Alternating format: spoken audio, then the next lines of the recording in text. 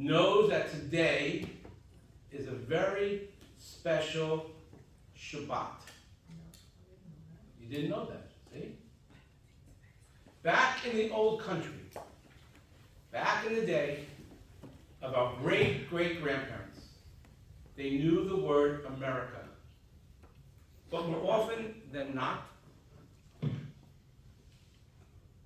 the term that they used for this country was the Goldene Medina, the Golden Land, a place so rich that the streets are paved with gold.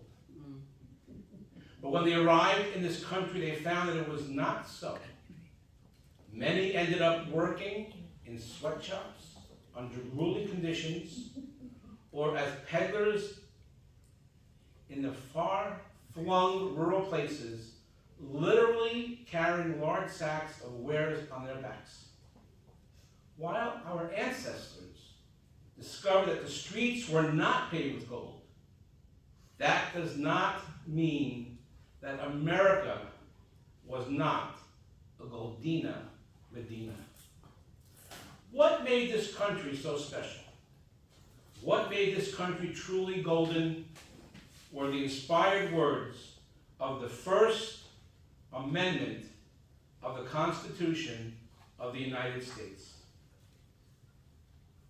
Congress shall make no law respecting the establishment of religion or prohibiting the free exercise thereof, or abridging the freedom of speech or of the press, or the right of the people peaceably to assemble and to petition the government for redress of grievances.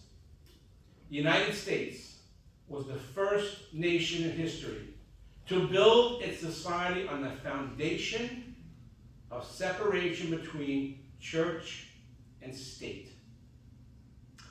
The First Amendment to the Constitution is the cornerstone of American religious freedom, ensuring through the Establishment Clause and the Free Exercise Clause that the government does not support religious practices, favor one religion over another, or unnecessarily interfere with the private practice of religion. The founders of our country recognized that what makes religion so powerful is the unique and diverse ways in which people practice in their church or their synagogue. Separation of church and state is not only a moral issue, but also a practical, legal, and political one. When church and state are mixed, it harms them both. When the government imposes on religion, religion loses the independence guaranteed to it by the Constitution. No people has a greater appreciation of this lesson or the blessing of the First Amendment than the Jewish people. Much of this credit, though, is for the writing that goes to James Madison, who wrote in this regard: who does not see that the same authority which can establish Christianity in exclusion of all other religions may establish with the same ease any particular sect of Christians in exclusion of all other sects? Reading these words hundreds of years later, I am struck by how prescient James Madison was. When looking at the attempts to roll back Roe versus Wade and with it the right of a woman to have an abortion, we normally hear people speak in terms of women's rights to choose. In rallies, the words "my body, my choice" are often chanted, only to be countered with arguments regarding the sanctity of life and questions of when life begins, replete with pictures of fetuses. Neither side listens to a word uttered by the other. As Jewish clergy, I believe that there is another argument to be made. And now, of course, the connection to abortion is why this weekend is designated as Repro Shabbat. Repro Shabbat is always associated with the Parashat Mishpatim, which expressly values the mother's life over that of the fetus. When men fight, and one of them pushes a pregnant woman and a miscarriage results, but no other damage ensues, the one responsible shall be fined. Exodus 21:22-24. It is apt that Repro Shabbat 2024, the second Repro Shabbat since the United States Supreme Court's Dobbs decision overturned Roe v. Wade, and the constitutional protection of abortion coincides with the upcoming President's Day in the United States. That alignment reminds us that our religious and governmental structures are both built on legal codes that were not intended to be static. Incorporated into their very structure is the need for ongoing study, review, and revision, for voices to be raised in protest and to drive change. As state after state enacts laws to deprive a woman of even having the right to choose, what we are witnessing is an assault on the establishment clause of the First Amendment. I serve as Mara de Atra, the religious authority of our congregation.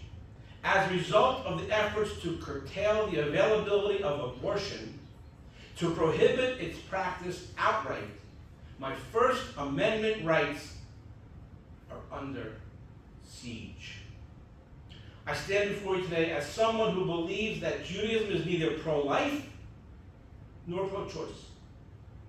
The wisdom of Jewish beliefs about abortion cannot be encapsulated by these weaponized slogans. Judaism both embraces the sanctity of life and supports the necessity of abortion in certain cases.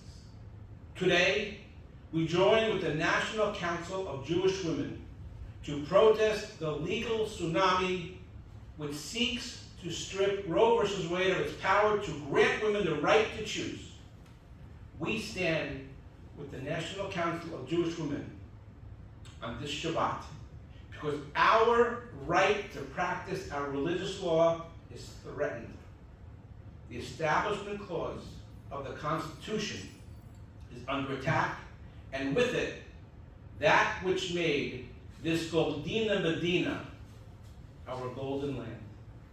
In the Torah portion of Mishpatim, we find the key verse upon which the Torah states that Jewish view of abortion is based. When men fight, and one of them pushes a pregnant woman and a miscarriage results, but no other damage ensues, the one responsible shall be fined according as the woman's husband may exact from him the payment to be based on reckoning. Nefesh, tachat nefesh.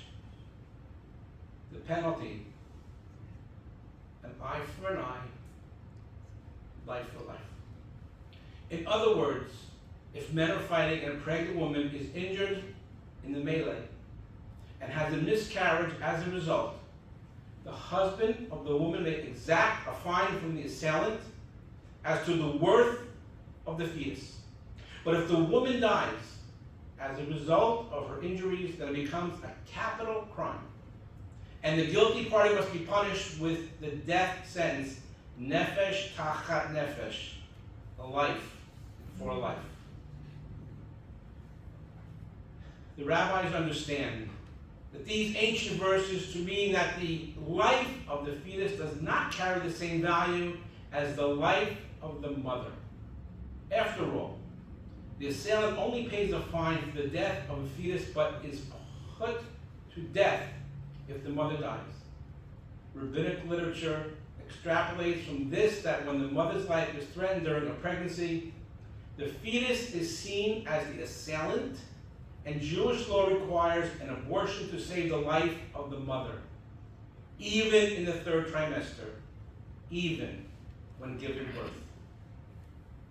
In time, the definition of threats against the mother's life was extended beyond the physical to the psychological, which can be equally painful and similarly pose a threat to her life. Rape and incest would most certainly be included on that list of permitted abortion circumstances. Here, it is important to note that phrases like "a woman's right to choose" and "my body, my choice" are compelling, powerful, and meaningful, but they simply are not Jewish ideas. Our bodies are recognized as a gift from God, and ultimately, our bodies do not belong to us to do with what we please. The focus of Jewish law regarding abortion is on the life of a well-being of the mother, both physically and mentally. For those focused on the sanctity of life from a religious perspective, Judaism must certainly share that idea, but not in all cases when the mother's life is threatened. The Catholic Church may favor the life of the fetus over the mother in abortion cases. They may prohibit abortions of every kind for their constituents to ensure the religious salvation of the baby's soul. Evangelicals can focus on when life begins, when there is a heartbeat. They may refuse an abortion after 6 weeks. They may outlaw abortions in the third trimester. They are most certainly allowed to interpret their Christian traditions in any way they choose for their co-religionists, but they have no right to impose their theologies on Jews, Muslims, Hindus, or those who may be secular. The act of depriving rabbis of the right to make religious rulings regarding abortion in the Jewish community, or an imam for his, is a breach of the Establishment Clause of the Constitution of the United States of America. The rash of state abortion bans spreading throughout the United States has captured the nation's attention, but in order to stop this trend, those who are fighting back should also see the path of destruction, which goes beyond Roe v. Wade and represents a breach in the wall of separation between church and state. The First Amendment prohibits the government from imposing one set of religious beliefs or religion at all on others, but that is undeniably what these bans are doing. Listen to the words of Governor Kay Ivey after signing Alabama's uncompromising abortion ban into law last May. This legislation stands as a powerful testament to Alabamians' deeply held belief that every life is precious and that every life is a sacred gift from God. Explaining the ban's rationale, Alabama Senator Clyde Chambliss asserted, "I believe that if we terminate the life of an unborn child, we are putting ourselves in God's place." In Missouri, Representative Holly Reeder expressed her support for that state's abortion ban, which, like Alabama's, lacks a rape or incest exception. To stand on this floor and say, how can someone look at a child of rape or incest and care for them? I can say how we can do that. We can do that with the love of God. Really? Each of these people are welcome to their personal religious beliefs, but as public officials, they must not be permitted to impose them on others who do not share them as well. When relatives first came to this country, when members of your family first walked the streets of the United States of America, I am convinced that some were surprised, that the streets were not paved with gold, but all of them came to understand that they and their descendants would enjoy something far more precious through the freedom of America. For the most and for much time in Jewish history, they were living in a country where their religious rights were protected by a document called the Constitution and the visionary genius of James Madison. Those rights are being threatened in the very way that James Madison mused about at the time of the founding of this nation. On this Repro Shabbat, I ask you to check the website of the National Council of Jewish Women and get involved in this fight as Americans who takes the Constitution seriously, as Jews who appreciate the value of Jewish law and our right to practice as we see fit in this Goldene Medina, to fight for the stranger in America. For those who will bear the brunt of this legislation, for those who live on the margins of our society, it is what our Torah demands. I close with the words of those who organized this effort. Repro Shabbat. Repro Shabbat is an opportunity for congregations, organizations, and communities to celebrate the critical importance of reproductive health and health access, reproductive rights, and reproductive justice, and to learn more about Judaism's approach to these issues. Reproductive freedom is a Jewish value. Our communities should be places where anyone impacted personally by these issues feels loved and welcomed. There should be places where people understand what our tradition teaches. And there should be places where we understand the importance of fighting for reproductive health, rights, and justice for everyone. With everyone's help, with God's help, we will ensure that TBS and all of the communities be such a place, and America remains the America envisioned in our founding documents.